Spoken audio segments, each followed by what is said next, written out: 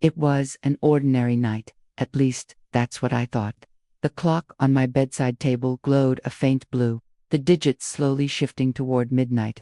The house was wrapped in silence, the kind of silence that feels heavier than usual, like a blanket pressing against your chest. Outside, the wind brushed against the trees, whispering through the branches as if nature itself was trying to warn me of something. I had always loved the quiet of the night, but that night, it was different.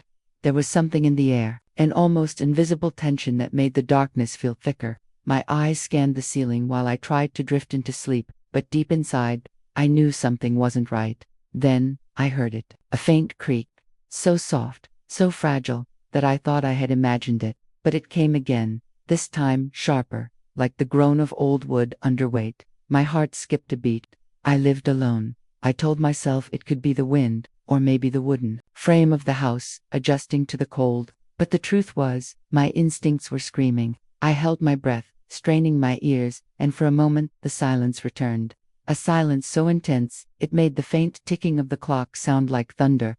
Then another sound. This time it wasn't the creak of wood, but a faint shuffle. Footsteps stopped. My entire body froze. My pulse pounded against my skin. It couldn't be real. I wanted to convince myself that it was just my imagination, but the rhythm was undeniable. Slow, deliberate, careful steps moving across the floor. I sat up in bed, every muscle tense, and listened. The sound came from the hallway. I remembered locking the doors, closing the windows, checking every room before I went to bed. I always did, but now, it didn't matter. Someone was inside my house. I swallowed hard, the dryness in my throat, making it almost painful.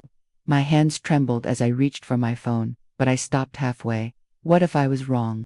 What if it was just paranoia? Still, something in my chest told me that I wasn't wrong at all. The footsteps stopped. Silence, once again. But silence no longer felt safe. It felt like a trap. I slowly placed my feet on the floor, the wood cool against my skin. Every movement felt amplified, as though even my breathing would give me away. I crept toward the door, barely daring to breathe, and pressed my ear against the wood dot. At first, nothing. But then, a sound so quiet I almost doubted it. The faint, deliberate click of a drawer sliding open. Someone was searching. Fear coursed through me like ice. If they were here to steal, why not go for the TV, the laptop, the jewelry box in the bedroom? Why move silently, methodically, like they were looking for something specific? The silence before had been unnerving, but now, it was suffocating. The kind of silence that screams louder than sound itself. My instincts told me not to open the door, not to move, to wait, to listen, but I couldn't help myself. I cracked the door open, just enough to see a slice of the hallway bathed in the faint light of the moon through the window. The air smelled different, dust, disturbed, wood unsettled. I waited, my breath shallow, eyes searching for movement. Then, from the corner of my vision, I caught it. A shadow, tall, unfamiliar, moving slowly across the hallway. I bit my lip to stop a gasp from escaping. I wasn't alone. Someone was truly there. And the worst part, they weren't rushing. They weren't frantic. They were calm, precise, like they knew exactly what they were doing. I pulled back, my heart hammering so hard I thought it might echo through the walls. My mind spun in every direction. Should I run? Should I call for help? Should I confront them? But no matter what option I considered, one question drowned everything else. What were they looking for? The footsteps faded, moving toward the living room. I gathered every ounce of courage and crept behind, careful to stay in the shadows. My legs trembled with each step, but curiosity mixed with fear, pulling me closer. And then, they stopped, right in front of the old cabinet, the one I never touched anymore. I could barely make out the figure's hand moving, opening drawers, pulling out papers, checking, discarding, searching for something. Nothing else in the house was touched. Not the television, not the wallet on the counter, not the electronics sitting in plain view. Only documents. That's when I realized this wasn't a robbery. It was something else entirely. And just as my thoughts began to spiral, my eyes fell on the floor near the cabinet. At first, it looked like trash, something unimportant. But when the moonlight touched it, my breath caught in my throat. A photograph, torn in half. My pulse raced. The image was too dark to fully make out, but I recognized the edges, the fragments of faces, the remnants of a memory I thought I had buried long ago. The figure picked something else up, stuffed it into their pocket, and then without taking anything else turned and slipped toward the back door. No noise, no chaos, no rush, almost as if they had planned this, rehearsed it, and just like that, they were gone. The silence returned, but it was no longer the silence of a peaceful night. It was the silence of a storm after it has passed, leaving destruction in its wake. I stood frozen in place, staring at that photograph on the floor. Every question in my mind screamed at once. Who was that person? Why didn't they steal anything else? And why? Why leave behind a torn photograph? That night, I realized something I had never felt before. Silence isn't always safety. Sometimes, silence is the loudest warning of all. And little did I know, this was only the beginning. The next morning, the sunlight filled the house with a false sense of peace. For a moment, I almost convinced myself that everything I had experienced the night before had been nothing but a nightmare, a product of exhaustion and imagination. But the evidence was still there, staring back at me with silent defiance. The photograph, torn, left behind in the middle of the floor. I picked it up carefully, my fingers trembling as though the paper itself carried electricity. The edges were jagged, ripped in haste, yet deliberate enough to erase part of the faces. My mind raced as I tried to piece together who the people in it were, but only fragments remained: an eye, a sliver of a smile, a background too familiar to deny. And then, the realization struck me like ice. This wasn't just any picture. It was from my family album, one I had stored away in the very cabinet that the intruder had been searching through. Whoever had broken into my home hadn't just stumbled upon random things. They had gone directly to what mattered most. But why? I turned my attention to the cabinet itself. Its drawers were slightly ajar, papers scattered across the wooden floor like fallen leaves. At first it looked chaotic, but the more I examined it, the clearer it became. The search had been systematic. Documents were pulled out, examined, discarded, all with precision. Some of them were important: old property deeds, financial records, letters that had been stored for decades.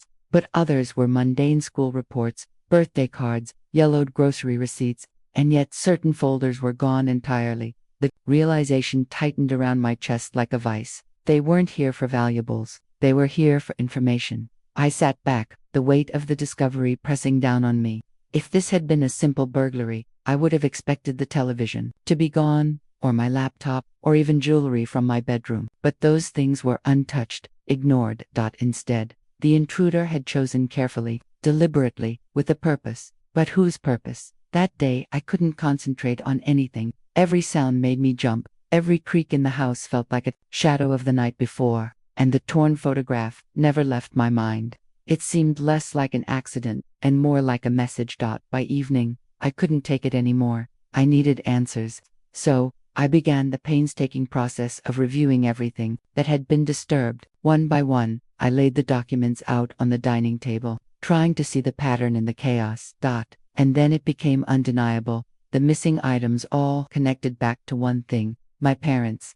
Old contracts, identification records, letters, they were gone. Whoever had broken into my home hadn't been after me, not directly. They were searching for something tied to my family's past. But what could possibly be hidden in those papers, and who would know they were even here? As the hours slipped by, a chilling thought crept into my mind. The intruder hadn't forced their way inside. There were no broken locks, no shattered glass. The doors were still intact, the windows sealed, which meant one of two things: either they had a key, or they knew how to enter without leaving a trace. I replayed every second of the night in my head, obsessing over the details: the way they moved, calm and deliberate; the way they ignored everything except the cabinet; the way they vanished without a sound. This wasn't random.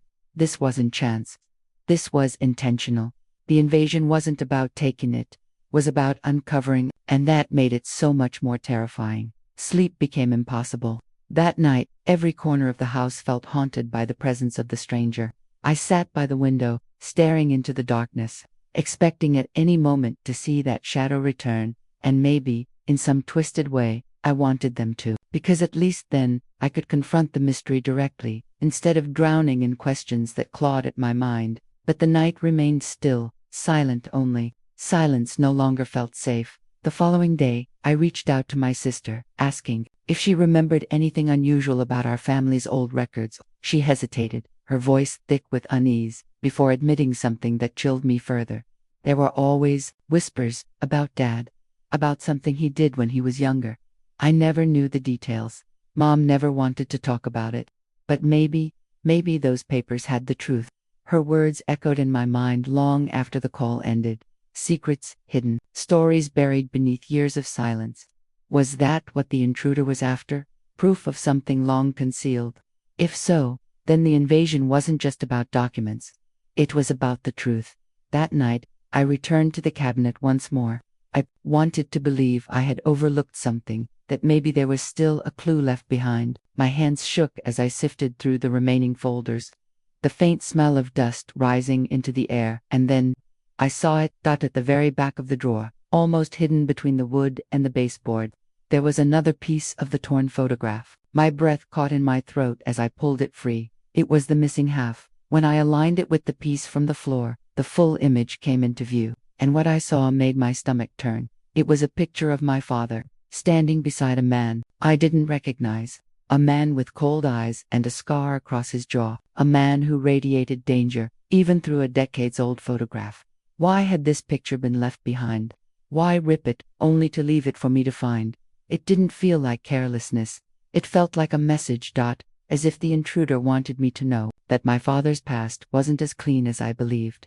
I sat there, the torn photo trembling in my hands, my mind spinning with questions. Who was the man beside my father? What secrets had been hidden all these years? And most importantly, why would someone break into my house now, after so much time, to retrieve those very documents? The invasion wasn't mysterious anymore. It was personal, and it was only the beginning, because deep down, I knew, the torn photograph wasn't just evidence, it was a warning, and the real mystery was still waiting to be uncovered. The photograph haunted me. It lay on the dining table, torn edges uneven, its surface worn by years of storage, but the faces still clear enough to awaken questions I wasn't ready to answer. My father stood tall, his posture confident, his arm loosely draped around the shoulder of another man a stranger to me.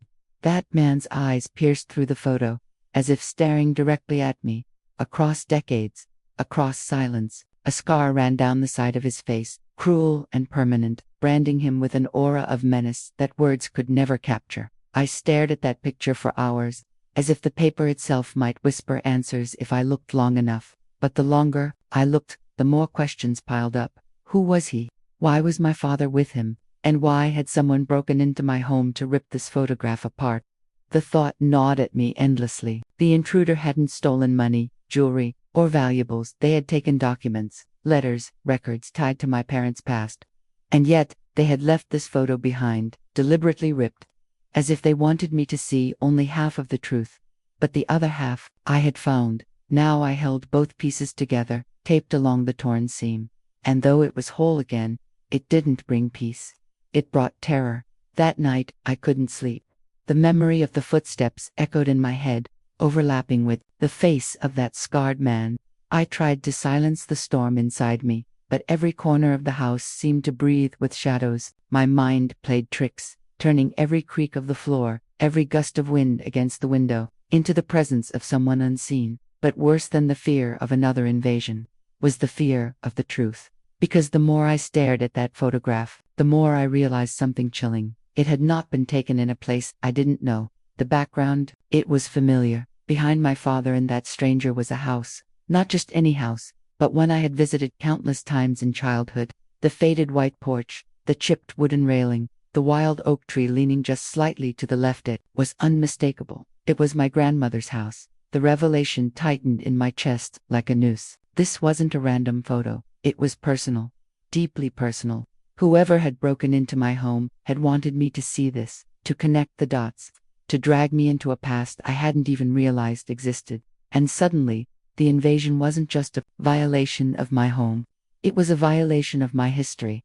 I remembered my childhood visits to that house, the smell of fresh bread from the kitchen, the sound of wind chimes on the porch, the way my grandmother's laughter filled every room. But never had she spoken of a man with a scarred face. Why would my father be photographed with him there? Why hide it for so many years? And why would someone risk breaking into my house to recover papers connected to that time? The days that followed blurred together in a haze of paranoia and obsession. I carried the photograph with me everywhere, unable to let it out of my sight.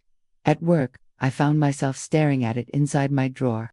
At night, I placed it on my nightstand, the stranger's scarred face staring at me in the dark, unyielding.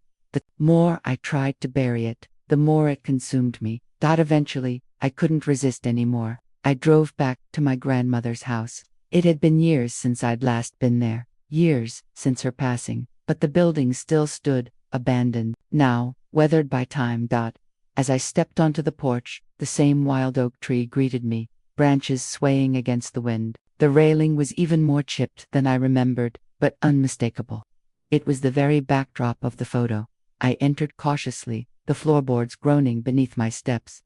Dust coated every surface, memories frozen in silence. The air smelled of old wood and forgotten time, and as I walked deeper inside, something shifted inside me, a presence, almost as though the house remembered me and resented my return. I searched through old drawers, closets, corners where memories clung like cobwebs, and then, tucked in the back of a wardrobe, I found it. Another photograph. This one wasn't torn. My breath caught as I stared at it. My father again, but this time, with a group of men I had never seen before. And at the center, the scarred man. Except now, he wasn't just standing beside my father casually. He was shaking his hand. I stumbled backward, the photo trembling. In my hands, my stomach churned. Whatever connection my father had with this man, it wasn't accidental. It wasn't chance. It was deliberate. The scarred man wasn't just a figure in the background of my father's life. He was someone important. But important how? The questions spun endlessly, but as I stood in that abandoned house, I realized something else. The photographs weren't just memories. They were records, evidence, and someone, somewhere, wanted them destroyed or found. And if they wanted them badly enough to break into my home, then the truth buried in these pictures was dangerous. That night, back at my own house, I laid both photographs side by side. My father's face seemed to watch me, almost judging, almost warning. I whispered into the darkness, "What were you hiding, Dad?" The silence offered no reply, only the echo of my own fear. But deep inside, I knew I couldn't stop now. The photograph wasn't just a clue, it was a map to secrets my family had buried, secrets someone was desperate to uncover, and as much as it terrified me, I had no choice but to follow, because once you see the truth, you can't unsee it, and this photograph had opened a door that could never be closed again. The night air felt heavier than ever, pressing against the windows, seeping into my skin. I knew, with absolute certainty, that whoever had broken into my home wasn't finished. And neither was I. The torn photograph on the floor wasn't the end. It was only the beginning of everything I was about to discover. The torn photograph had awakened something in me, something I wasn't sure I wanted to face, but it was too late to go back. Once a secret begins to unravel, it doesn't stop. It drags everything else with it, pulling you deeper until you can't escape. I couldn't look at my father's face the same way anymore. The man I had known, strict but kind, quiet but steady, now seemed like a stranger. His eyes in those photographs weren't the eyes of the father I remembered. They carried something darker, heavier, as if hiding truths too dangerous to speak. And the scarred man, always there, in the shadows of those photos, standing close enough to prove connection, distant enough to remain unnamed. He haunted me like a ghost. Who was he, and what did he want from my family even now, after all these years? The whisper of old letters, days turned into restless nights, and nights into mornings filled with unanswered questions. I searched through every corner of my house, desperate to find anything else the intruder might have missed. Then, tucked inside a box of my mother's belongings, I discovered a bundle of letters tied with a faded red ribbon. The paper was yellowed, the ink smudged by time, but the words were still legible. They weren't love letters, not exactly. They were confessions. In one, my father wrote of debts owed and agreements signed in silence. In another, he spoke of promises kept to men who cannot be refused. The words chilled me. It was as though he had lived a double life, one as the father I knew, and another as a man bound to something darker, something dangerous. One letter, in particular, caught my attention. It was short, almost frantic. They will come for the papers if I do not act first. If anyone ever finds this, know that everything I did was to protect you. But if the scarred man returns, beware, he is not finished." My heart pounded in my chest as I read it again and again. The scarred man. He wasn't just a shadow from the past. He was real. He was a threat. And maybe he was still alive. Shadows in the family tree. I needed more answers. So I went where I had avoided for years, the attic of my grandmother's house. The air was thick with dust, the wooden beams creaking as if they resented my intrusion. Boxers were stacked in uneven towers, filled with memories no one had touched since her death. I sifted through them slowly, carefully, my hands trembling with both fear and anticipation. And then, I found it. A box marked only with my father's initials. Inside were photographs, documents, old notebooks filled with numbers and names. It looked less like a family keepsake and more like evidence. There were receipts from companies I had never heard of, contracts signed with unfamiliar names, and photographs of men who looked more like criminals than friends. At the bottom of the box, I found something that made my blood run cold. A ledger. Its pages were filled with dates, amounts, and names. Payments made, payments received. It wasn't business, it was transactions of something darker. My father's handwriting was all over it, and on the final page, scrawled in ink darker than the rest, was a single line: "The scarred man will never forgive." The weight of truth. I left the attic shaken, clutching the ledger as though it might burn me. For the first time in my life, I wondered, had my father been a good man at all, or had everything I believed about him been a lie carefully constructed to shield me from the truth? That night, as I sat alone in my living room, I placed the ledger beside the torn photograph. Two pieces of a puzzle I didn't want to solve, but couldn't ignore. Was the intruder after this ledger? Had they come searching for the same secrets I had just uncovered? If so, then I was already in danger, because now, I wasn't just the child of a man with secrets. I was the keeper of those secrets. The return of silent sleep became impossible. I lay awake, listening for every sound, every creak, every whisper of the wind. The silence pressed against me, suffocating, reminding me of the night of the invasion. And then, one evening, as I stared at the photograph for the 100th time, I heard it again, the sound that had started everything, a creak, the groan of wood under weight. My blood turned to ice. I wasn't alone. The footsteps came slowly, deliberately, just like before, but this time, I wasn't paralyzed by fear. I had something I didn't have: the knowledge. I grabbed the ledger, clutching it tightly, as if it could shield me. My pulse pounded in my ears as the footsteps drew nearer. The floorboards whispered their warning, each step closer than the last. And then, from the shadow of the hallway, a figure emerged, tall, silent, familiar. I couldn't see his face clearly, but I didn't need to. My chest tightened with certainty. The scarred man was back. The past becomes present. I stood frozen, the ledger in one hand, the torn photograph in the other. The man didn't speak.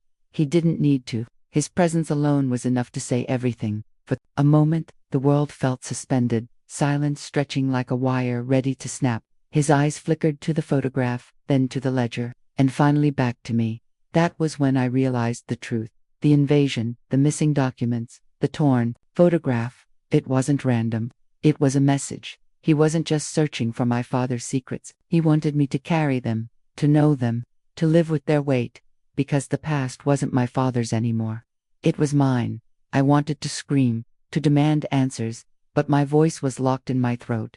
Before I could move, before I could even breathe, he turned and disappeared into the shadows once again, silent, deliberate, unstoppable, and I knew he would return, not for money, not for objects, but for the truth itself. The secrets my father left behind were no longer hidden. They had found me, they had claimed me, and I could no longer run from them, because some legacies are written not in love, but in fear. The house was silent again, but silence no longer meant safety. It meant anticipation. A pause before something inevitable. A breath before a scream. For days, I had lived in the shadow of secrets, torn between the memory of my father and the weight of what I had discovered. The photograph, the ledger, the letters, every piece told me the same story. My father was not the man I thought I knew, and the scarred man, he was more than a ghost. He was real. He was watching, waiting. That night, I felt him before I heard him. The breath of the unknown. It began with the faintest draft, a whisper of cold air brushing against my skin. I was sitting in the living room, the ledger spread across the table, the torn photograph resting beside it. My eyes had grown heavy from reading the same lines again and again. Desperate for answers, terrified of what they might mean. Then the air shifted. The atmosphere thickened. The kind of change you feel in your bones before your mind even registers it, and then came the sound. A floorboard groaned. Slow, heavy, intentional. My pulse quickened. The memories of that first night flooded back, the footsteps in the hall. The deliberate calm of someone who knew what they wanted. Except this time, I wasn't cowering in my bedroom. I was waiting. I rose slowly, gripping the photograph in one hand and the ledger in the other, as if they were weapons. My heart pounded so hard it rattled my ribs, but my fear was no longer paralyzing. It was transforming into something sharper. Determination. The face in the shadows, the figure appeared in the doorway, tall and imposing. His face was partially cloaked in darkness, but the faint light from the lamp revealed enough. The scar, jagged, brutal, cutting across his jaw like a brand of violence. It was him. For a long moment, neither of us moved. The silence was unbearable, stretching between us like a thin thread ready to snap. His eyes, cold, piercing, locked onto mine, then shifted to the items in my hands. The ledger, the photograph, the truths he had tried to bury. You shouldn't have found those. His voice was gravel, rough from age or from a life spent speaking in threads. The sound of his voice sent chills through me. It was the first time I had heard it, yet it felt like it had always been there, lurking in the silence. The truth revealed. I forced myself to speak, though my voice trembled. What did my father do? Who are you? He stepped closer, his presence overwhelming, the scar on his face more sinister with every breath he took. Your father, he said slowly, made promises. Promises to men he could never repay. Promises to me. I gripped the photograph tighter. What kind of promises? His lips curled. Not quite a smile. More like a wound reopening. The kind that buys silence. The kind that hides scenes. The kind that come with a price no man should ever agree to. My throat tightened. And you came back for the price. He laughed, a hollow sound that echoed through the room like broken glass. No, I came back for what belongs to me. For the truth. Your father tried to bury it, but he couldn't. And now, it's your burden. The weight of inherited words sank into me like knives. My father hadn't just been involved with this man, he had been bound to him, tied by choices that had nothing to do with me, but now defined me. The scarred man's eyes glistened with something dark, almost satisfaction. He thought he could protect you, hide you from what he had done. But secrets don't stay buried, they rot, and eventually, someone always digs them up. He gestured toward the ledger, his hand slow, deliberate. Give it to me. I shook my head, even though every instinct screamed at me to obey. No, if this is the truth, I deserve to know it. His eyes narrowed. For a moment, I thought he might strike me down right there. But instead, he stepped back, as if amused by my defiance. You think knowledge will save you, he said. Knowledge is a curse, and once you have it, there's no turning back. The last breath, the air grew heavier, suffocating. I could feel the weight of generations pressing against me, the sins of my father clawing at my skin. I whispered, more to myself than to him. I never wanted this. The scarred man's voice was soft, almost sympathetic. No one ever does. And then, as quickly as he had come, he was gone. The shadows swallowed him, leaving only the silence behind. But this time, the silence wasn't empty. It was full of secrets, full of danger, full of the truth I could no longer escape. The inescapable legacy. I collapsed into the chair, the photograph trembling in my hand, the ledger heavy on the table. My father's eyes stared back at me from the torn photo, distant and unfamiliar. He had lived with these secrets his entire life, and now they were mine to carry. The scarred man hadn't taken anything. He hadn't needed to. He had left me with something far worse. The knowledge that the past was alive, and it was coming for me. And that was the night everything changed. The night the truth stopped being hidden and started breathing down my neck. The night I realized my father's secrets weren't his anymore. They were mine. The last breath of the night wasn't silence. It was the sound of the past, reminding me that it never truly dies. If you were in my place, holding the torn photograph and the ledger of your father's darkest secrets, what would you do? Would you dig deeper, or would you burn it all and walk away? Share your thoughts in the comments. I want to hear your story. Don't forget to like this video, subscribe for more dark and mysterious tales, and turn on the notifications so you never miss the next chapter, because this story is only the beginning.